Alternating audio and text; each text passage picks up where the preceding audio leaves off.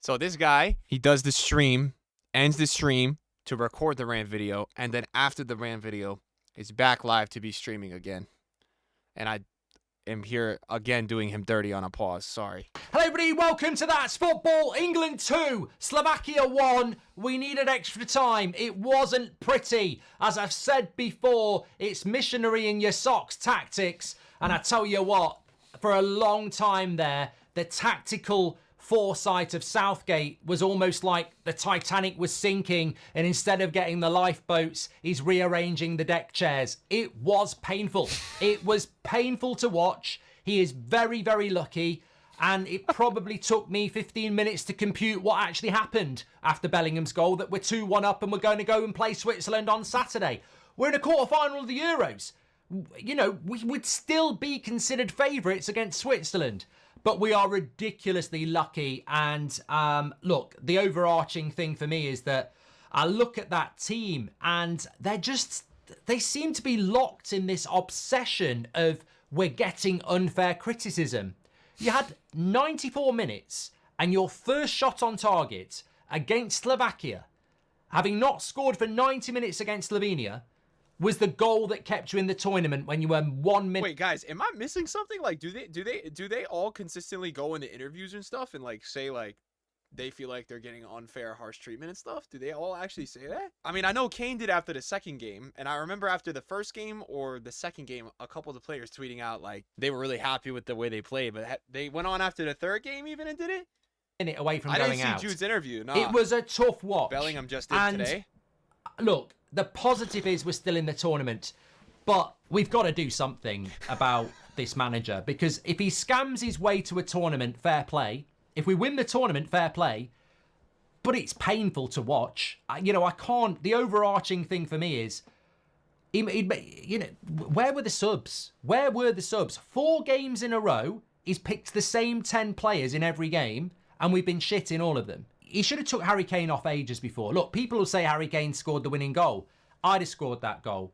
You know, Stones would have scored that goal. He's in the right place when Ivan Toney puts a good header in and everybody scores it. But he doesn't look fit to me. The team doesn't work with him in it. We've still got this Foden, Bellingham, Kane thing that doesn't work. We're imbalanced. No, he's not wrong. He's basically saying all that Southgate has been doing every game is just rotating the right center mid. That's it. The center mid on the right side, that's the only change he keeps doing. That's all. Slovakia aren't one of the world's superpowers in football, and they basically didn't do any attacking until extra time when they had to. When we come up against one of these teams that can play, they won't score one goal, they'll keep going for us again. Look, I'm not going to sit here and say we haven't got a chance against Switzerland, because I think that we obviously do. We will be favourites in that game, incredibly. And there'll be a lot of people saying that Switzerland are going to absolutely rattle us. And that might help us being the underdog instead of the favourite. But, you know, if we'd have lost that game, my reaction was it felt like Southgate didn't give a shit anyway. Yeah. It felt like sabotage. Like, there was a point where Slovakia had made 4 or 5 subs and we'd made 1. 75 minutes, I think we'd made 1 sub. I think it was when Kobe Mainoo came off, and I can't remember who came off. Was it Cole Palmer? I can't remember what the sub was. I know there's a lot of subs made at the end of the game, but these should have been happening from half-time on. Like, he's obsessed with a certain set of players, and he doesn't want to sub them off. It is nepotism at its absolute worst, and we've been seeing it for years. We've seen him select players that don't even play for their club teams, and we've now seen 4 really bad performances, but the same 10 players picked in every single game. You've got people like Anthony Gordon and Ollie Watkins and Wharton not being used. And Ivan Toney only came on in pretty much the last minute. You know, he played well in extra time, but he would have had 1 minute of Euros football. It's just not proactive enough. And he must be the only guy in world football that can't see that we're very, very, very bad in this tournament. And look, it's a moment of magic. It's a moment of magic by Jude Bellingham. And I'm so pleased for the England fans that are out there, the England fans that were watching our stream, the England fans at home, the England fans in all the pubs, because that goal by Jude Bellingham is the only thing that we've seen in the whole tournament. It was a complete and utter get out of jail moment. We were 60 minutes away, Monopoly 60 seconds away from going out. And all I detect that will happen, and I'll make a prediction for you now, what I think will happen from tonight and for the next few days is the same old nonsense coming out of the mouth of Harry Kane and Gareth Southgate and everybody else saying, well, the criticism this, the criticism that. We are turgid. We are terrible. The tactics are awful. I said it in the game. Trusting Southgate to produce good football is like getting a big juicy steak out your fridge, leaving it in front of your dog, going up for a shower and expecting to come down to a beautifully cooked steak with chips. It'll be in the dog. Baffled by what he'll do against Switzerland. Because we've won that game on pure vibes, on pure chaos. Cole Palmer was on. Tony was on. I mean, I can't even remember, Ezzy was on. So, Bro, chaos is actually the perfect way to put it. Like, what? Guys, let's go through what happened. He put Saka to left back. Foden was playing center mid. Eze came in and went left wing. Kane was stinking it up. He didn't change him, as he said with the subs. What else happened here? Right, so all that going on. I might have missed one situation there. Then what happens in extra time, right? They do the Southgate special. Like, I understand it's one thing to, like, see out a game. Bro, again, Slovakia, right? So they get the goal right away, like, first minute. And they decide, hey, let's go to the, whatever, the 5-5-0. And then what ends up happening? Eze was playing, like, left back. What happened to Saka? Where did Saka end up in this game? Because Eze went to left back. Like, these players, he's got so many players playing out of position. I'm like, I don't even know what's happening. He's right, though. If they play, it's just crazy. I mean, honestly, like, it's insane what he's doing with the players he has. They're almost all playing out of position. I also thought overall, though, when how many minutes do you guys think that we got to watch Tony and Kane play together? Like, overall, how many minutes in the game were those two combined? Maybe, like, 20, something like that? I thought Kane, like, in those minutes, looked way better in the moments they actually had the ball with the two-striker layout. Way better. Like, I thought somebody was downplaying Tony's impact in this game, which I really disagree with because Tony came right on. By the way, I said this in a video or some stream like recently. Like, anyone that's played in here understands how hard it is to have to be ready to go and, like, come into the game and literally play for, like, a minute or two and, like, be sharp and, like, be on. It's, like, very hard to do that. And, like, the fact that he came on right away was, like, how many fouls did he draw? I mean, he drew a yellow card or two against him from trying to hold it up. Like, that's the problem, though. They never had that with Kane. But then I felt like Kane was, like, playing a lot better with another player advanced because all Kane wants to do is drop back. And when Kane drops back, we've seen him this game trying to play a couple of these, we've seen him at Spurs play these balls all the time where he's dropping into midfield and then his son makes that run in behind and he's just diming that pass. Like, they don't really, I don't know. My biggest problem with this team, like, Southgate fucking sucks, number one. Okay? This guy is the most brainless manager I've ever seen. I said it today. I think he's the worst manager I've seen of all time in terms of the changes, the pathetic tactics. I mean, you have to stoop so low to have the highest value team in the world and park the bus against, like, Slovakia. Like, I'm like, are you serious, man? Like, that's ridiculous. And to sit here thinking that he's got a video titled "Lucky Southgate," we're all saying they got lucky today, bro. It took the one of the Ballon d'Or favorites to have a bicycle kick in the last minute to give them a chance in extra time. To then when they got a lucky deflection and Kane scored, and they maybe had 2 shots on goal. I mean, maybe Declan had that moment of.